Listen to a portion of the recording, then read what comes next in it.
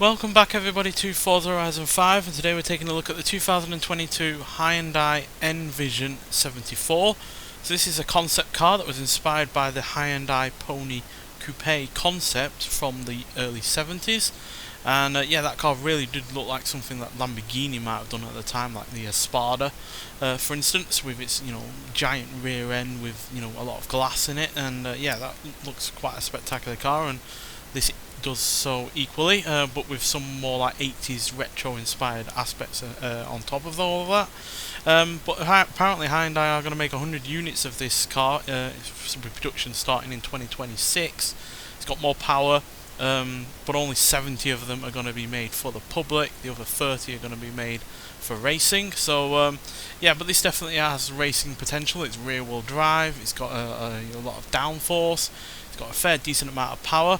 But this concept car was built to be a road-capable rolling lab, so that basically means you can, Hyundai are going to use different technologies, different setups, and such, to see what effects they have on a car that is able to go out on the open road. So, yeah, there's no doubt will have changed the power output from the power plant that this car has, to the changing in the spoiler, the splitter, the kind of weight that it's got going on, and such. So yeah, overall a fairly impressive looking thing. It really does look like something that would be in a game like Cyberpunk or something, and yet it's going to be something that is out there on the open road.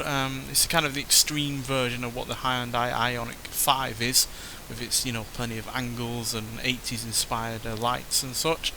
But this is way more radical than the Ioniq 5 because it has a hybrid electric system, and that is because it has 85 kilowatt of hydrogen fuel cells attached to 62 kilowatt hour of batteries, which both power two electric motors at the rear, one for each wheel, and all in total that produces 671 horsepower and 663 pounds-feet of torque. Now, because obviously it's got basically two engines in the car, it does weigh a lot at 5,450 pounds, even more with all of the downforce that you're no doubt going to be able to generate with this car. But still, that is a really rather ingenious thing to do, really, because unlike pure electric cars, which can take anywhere from 10-15 minutes to upwards of over half an hour to charge even to just 80%.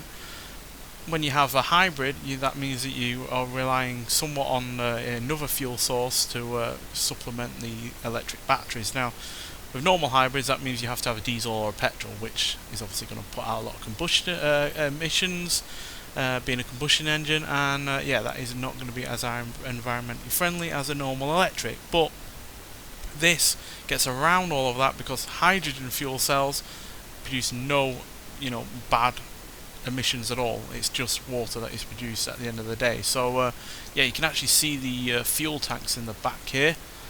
There you go. Now that doesn't add a ton of weight. I think it's only like 9 kilos of weight or something like that, but they do have to be these kind of pressurized tanks because they are, at the end of the day, holding pressurized gas in there, or liquid, or whatever it is. I'm not sure if it's a liquid hydrogen or hydrogen gas, but regardless, it's going to have something pressurized in there, and they have to be those kind of tanks, which is a bit of a negative. You've really got to package such a car in a way that is going to be a lot more inventive and a lot more ergonomic than that. But still, means that you get instant fuel fill up from the hydrogen, because it doesn't take any longer to fill up a hydrogen car than it does a petrol or diesel. But then you've also got the advantages of all of the electric stuff. You've got instantaneous torque, you've got the a lot of power that they generate, and the fact that they are very, very smooth and easy to maintain in terms of being electric. So yeah, that's a hydrogen, and yeah, the batteries are no doubt somewhere underneath the car as well. So yeah, it's a very ingenious way of doing things. It's probably not going to be something that is wholly taken on board by the rest of the car manufacturing world, because hydrogen cars are still very rare and they don't have very much in terms of infrastructure, unfortunately. I know I think it's Toyota has done one before, and Honda has as well, but very few of them have actually been sold, and yeah, that's ultimately what is holding back bringing in the infrastructure. So yeah, which is a bit of a shame because this could very well work, and yeah, if they are planning to build 70 of them, that is only going to be a positive. But again, you're not going to have all of the options in the world to fill this car up with the necessary hydrogen. But those cars, those 70 that are going to be produced in a couple of years' time, are apparently going to have at least 800 horsepower. So whether or not they're going full electric and just abandon the hydrogen aspect, I don't know, but it's going to be interesting to see what they are like regardless. But nonetheless, let's see what this concept car is going to be like on the open road and see what it can do. Right, so here we are at the drag strip, so let's see what this car can do before we hit the speed camera, and then we'll get it around the track. So yeah, being as heavy as it is, it's not the fastest electric car in the world, and obviously that is not helped by the fact it's rear wheel drive, but still it's far from slow, as you can see, even with us getting sidelined by another car. And yeah, it's got plenty of speed on the go. It's nearly 104, well, just over 141 miles an hour there. So yeah, it's far faster at the top end than a lot of other, electric cars are. Most electric cars that are, more commonplace top out at about 100 mile an hour thereabouts. Obviously you do have the rarer ones like the Porsche Taycans and your Audi RS e-trons, and even hypercars like your Lotus Evias and your Rimacs. But yeah, they're the exception, not the rule, quite frankly, as a little bit distracted there. As yeah, most electric cars do top out at quite a low rate of speed. You've got some cars that can only do about 80, for instance. I think there's a Smart 4.2 EQ that can only do about 80 miles an hour. So yeah, most electric cars aren't properly quick. So the fact that this is a especially in terms of top speed, is pretty good. So yeah, we're top end A class, and these are the stats that we've got going on. So handling and braking is fairly solid, especially for a car of this kind of weight. Speed though and acceleration are a little bit to be desired, as well as the launch, but this is more, like I said, a rolling lab than a proper full-on car. But the fact it's drivable and usable, and yeah, he's more than capable of getting around the track at a reasonable rate of speed, is all positives, quite frankly. And yeah, as a proof of concept, it is really rather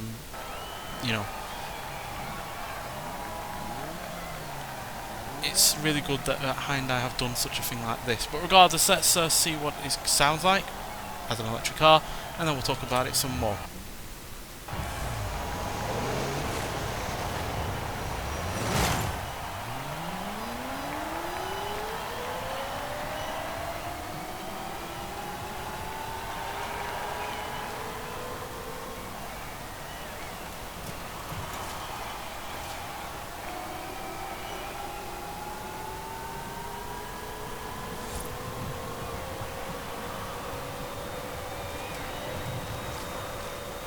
So yeah, it makes all the usual kind of electric car noises, a lot of whooshing and such, but I've always kind of been a fan of that kind of noise, to be honest. So yeah, and I kind of like it.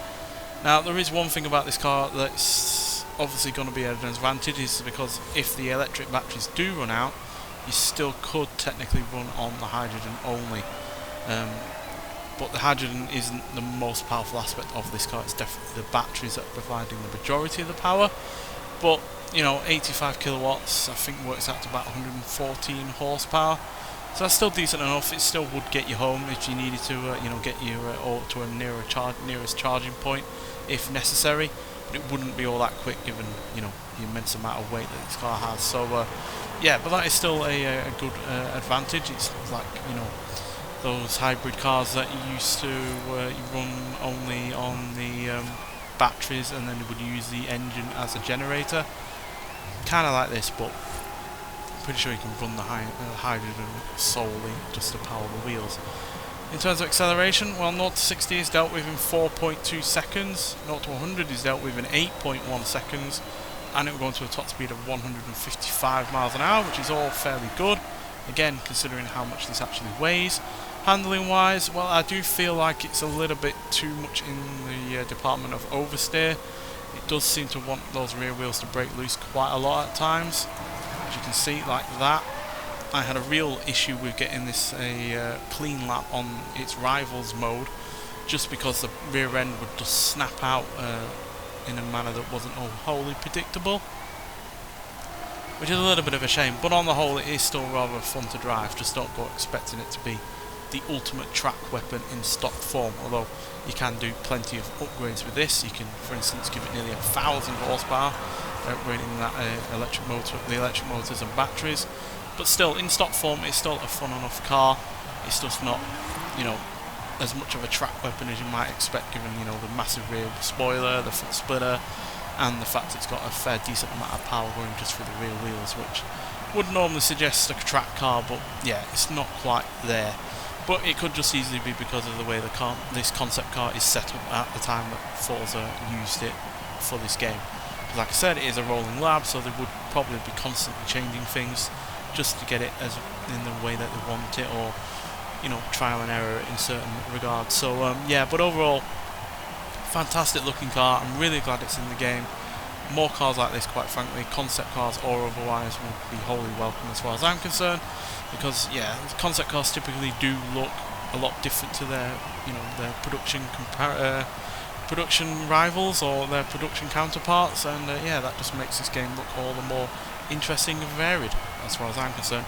Now, it would take you quite a while to get this car, as it does take 80 points for the series overall, so you're not going to get those 80 points in just one season. I had to get about 40 or 50, I think I got 56 in fact, or thereabouts, in the first season, and then I had to build it all the way up for the second season. So if you've not got much points after the first one, then you will struggle to get it in the second season, but you should get it before the end of the series overall if you get at least 20 points overall. So yeah, well worth getting though, it's well worth the effort, as it is a really rather good car and a great looking one as well. I'm looking forward to trying it out in other regards, upgrading it and racing it online.